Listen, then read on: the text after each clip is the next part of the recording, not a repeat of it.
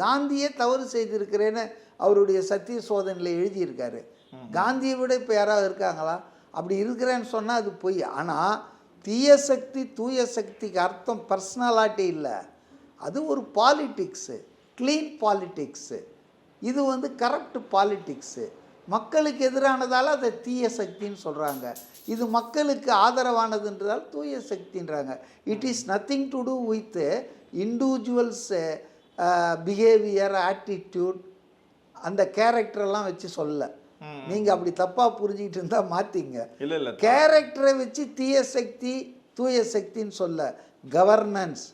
Governance யாருக்காக நடக்குது? மக்களுக்காகவா, மக்கள் நலனுக்காகவா, இல்லை மக்களை துரோகம் பண்ணி நடக்குதா? இதை தான் கேரக்டரைஸ் பண்ணுறாங்க தீய சக்தி, evil force. Periyar Maniammai Institute of Science and Technology, Tanjavur. Civil engineering with specialization in GIS, remote sensing and more.